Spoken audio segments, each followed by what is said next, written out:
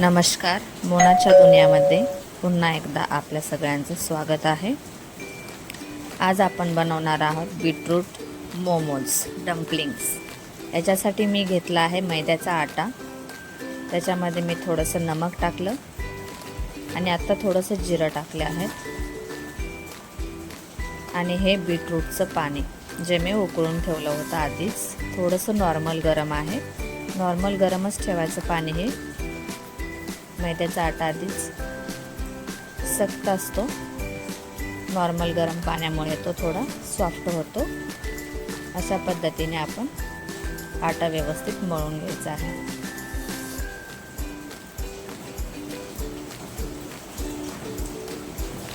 थोडं थोडं पाणी टाकत आपल्याला आटा मळून घ्यायचा आहे. एकदाच एका वेळी पाणी टाकू नका.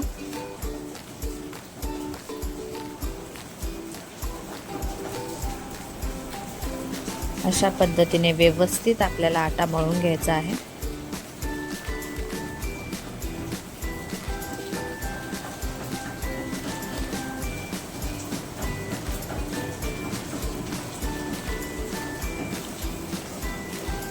आटा एकदम सॉफ्ट मऊ पद्धतीने मळून घ्यायचा आहे. अशा पद्धतीने थोडंसं तेल टाकून आपण अजून एक वेळ त्याला चांगल्या पद्धतीने मळून घेऊया.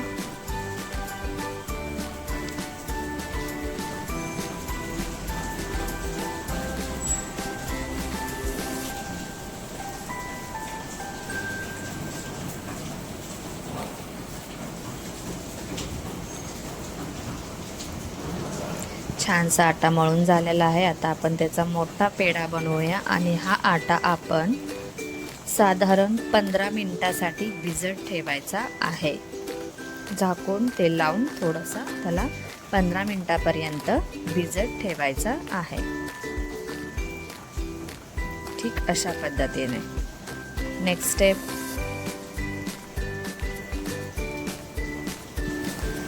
थोडीशी शिमला मिरची, फुलकोबी, गाजर, पत्ता गोबी, धनिया, मिरची, जिंजर गार्लिक पेस्ट हे स्टफिंगसाठी मी बनवलेलं आहे. इथे थोडीशी माझ्याकडून चूक झाली. मी व्हिडिओ ऑन करायला विसरून गेले होते, पण मी आपल्याला स्टेप सांगेन. पहिल्यांदा तेल घ्या. तेल गरम झाल्यानंतर मिरची टाका. मिरची टाकल्यानंतर शिमला मिरची टाका. शिमला मिरची टाकल्यानंतर अद्रक लसूण पेस्ट टाका. अद्रक लसूण पेस्ट टाकल्यानंतर आपण गाजर टाकणार आहोत. आणि अशा पद्धतीने आपण ते व्यवस्थित मीडियम गॅसवरती आपण हे व्यवस्थित भाजून घेणार आहोत. त्यानंतर मी टाकला आहे याच्यात थोडासा फुलकोबी बी आपण व्यवस्थित भाजून घेणार आहोत.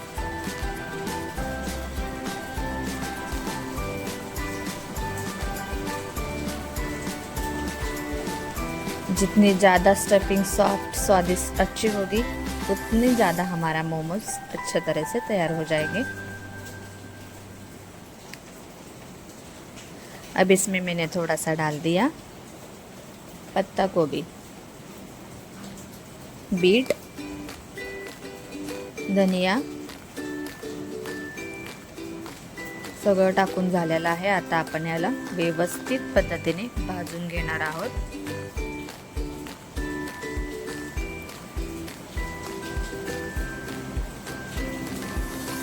स्टफिंग बनवण्यासाठी आपल्याला जास्तीत जास्त 15 मिनिटं लागतील. व्यवस्थित भाजून घ्यायचे आहे. आतमध्ये अजिबात कच्ची नाही राहिली पाहिजे. 80% तरी आपल्याला व्यवस्थित भाजून घ्यायचे आहे आणि 20% आपली वाफेवरती ती व्यवस्थित शिजणारच आहे.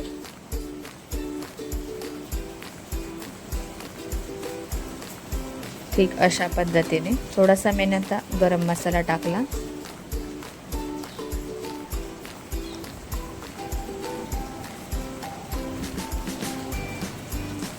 थोड़े स्पाइसी भी होनी चाहिए ना, त्याच्यासाठी मी थोडासा गरम मसाला टाकलेला आहे.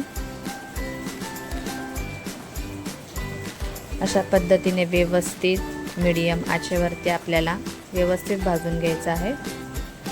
आणि हे थोडंसं आपण यालाही वाफ देण्यासाठी आपल्याला हे थोडा वेळ झाकून ठेवायचं.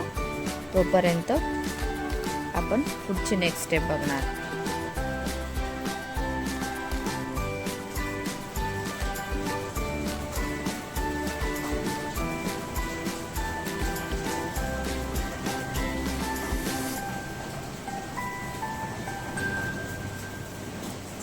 बघू शकता व्यवस्थित आपलं स्टफिंग तयार झालेलं आहे.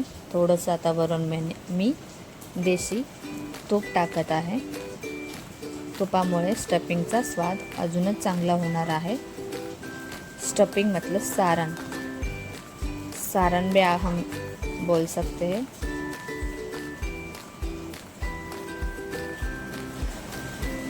सारण तयार झालेलं आहे. आता आपण पेढे बनवूया आणि पुऱ्या लाटून घेऊया. ठीक अशा पद्धतीने आपल्याला जेवढे मोमोज पाहिजे आहेत तेवढ्या पद्धतीने आपण पेढे बनवून पुऱ्या लाटून घेऊ शकता.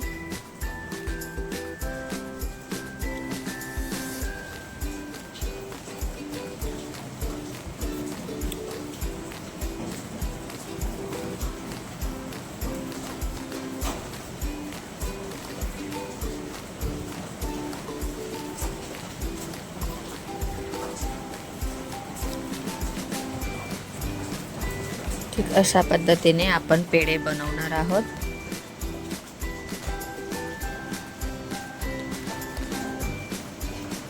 जेवढ्या क्वांटिटीमध्ये आपल्याला मोमोज पाहिजे तेवढ्या क्वांटिटीमध्ये आपण पेढे बनवून घ्या आणि त्याच्या व्यवस्थित पुऱ्या लाटून घ्या. पुरीच्या आकार एवढ्या लाटून घ्या.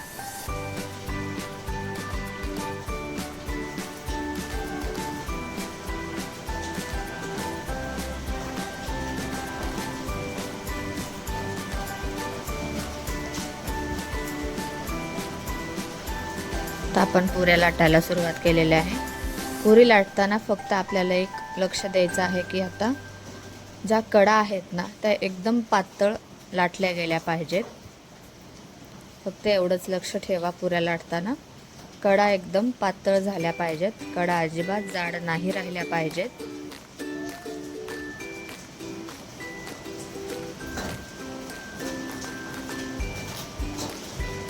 जास्त जाडही नाही आणि जास्त पातळही नाही अशा पद्धतीने आपल्याला हे लाटून घ्यायचं आहे.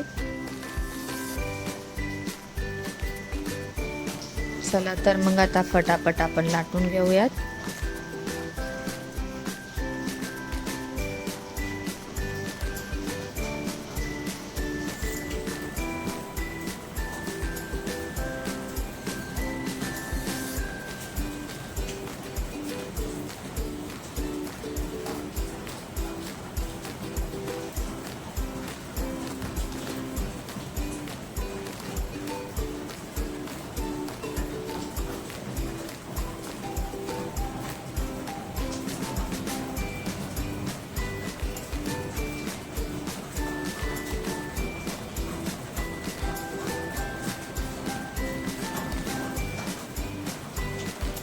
आपल्या डम्पसिंगच्या क्वांटिटीप्रमाणे आपल्या पुऱ्या लाटून झालेल्या आहेत. आता आपण मोमोज कसे बनवायचे हे बघूयात. पुरीवरती मी आता सारण ठेवलं आहे. ठीक अशा पद्धतीने आपल्याला व्यवस्थित कळ्या पाडून मोडून घ्यायचं आहे. थोडं जास्त सारण झाल्यामुळं मला त्रास झाला हा बनवताना. ठीक अशा पद्धतीने बघू शकता. मोमोज खूप प्रकारचे आणि खूप आकाराचे असतात, पण मला हे बेस्ट वाटलं म्हणून मी अशा पद्धतीनेच बनवलं. आणि शिवाय हे सोपंही होतं थोडं. ठीक अशा पद्धतीने. तर थोडा माझा पातळ हात असल्यामुळे, पातळ म्हणजे तेलकट हात असल्यामुळे ते चिपकायला तयार नव्हतं. हात पुसून घ्या. ठीक अशा पद्धतीने लेफ्ट साईडला 2 कळ्या, राईट साईडला 2 कळ्या आणि ते बघू शकता आपण मी म्हणून तर आपल्याला बोलले होते की पुरी लाटताना पुरीच्या कडाया पातळ ठेवा. बघू शकता आपण पातळ कडा असल्यामुळे किती भारी शेप आलेला आहे. ठीक अशा पद्धतीने आपल्याला पटापट बनवून घ्यायचे आहेत. आता अजून एक बघा,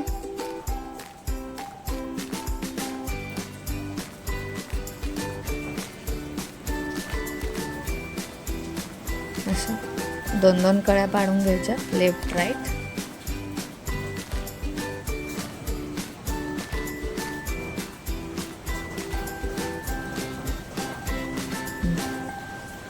आणि अशा पद्धतीने त्याला चिपकावून घ्यायचं. बघू शकता किती सुंदर आकाराचं झालेलं आहे. चला तर मग ठीक आहे, अशाच पद्धतीने आपण पटापट बनवून घेऊयात.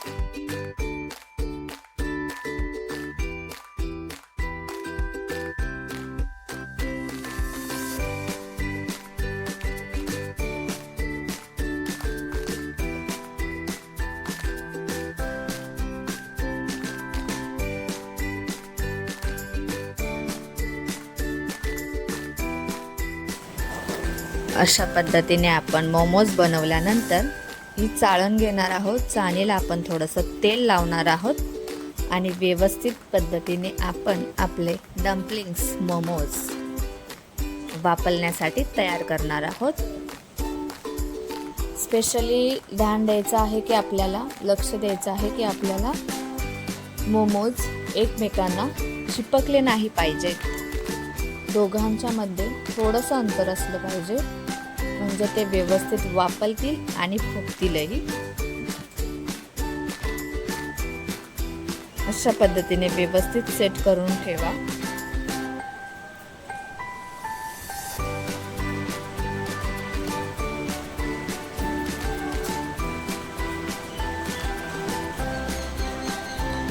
डम्पलिंग्स बनवत असतानाच आपण गॅसवरती पाणी गरम करायला आधीच ठेवणार आहोत, म्हणजे आपले मोमोज सेट झाल्यानंतर आपण लगेच वापरण्यासाठी ठेवणार आहोत. बघू शकता मी आधीच पाणी गरम करायला ठेवलं होतं. पाणी चांगल्या पद्धतीने गरम झालेलं आहे. आता आपण याच्यावरती हे जे आपण तयार केलेले आहेत मोमोज ते ठेवणार आहोत. ठीक अशा पद्धतीने ठेवा आणि वरतून ताट ठेवून झाकून घ्या. झाकण बंद केल्यानंतर कमीत कमी 10 मिनिटे आपल्याला फास्ट गॅसवरती हे वाफलून घ्यायचं आहे. 10 मिनिटानंतर आपण रिझल्ट बघू शकता. किती सॉफ्ट झालेला आहेत आणि कलरही अगदी चेंजेस झालेला आहे. पण थोडे अजून मला थोडेसे कच्चे वाटत आहेत.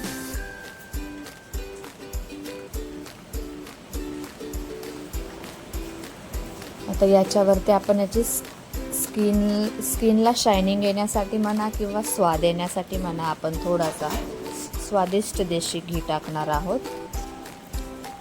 माझा कोणताही पदार्थ विदाऊट देसी घी शिवाय तयार होतच नाही.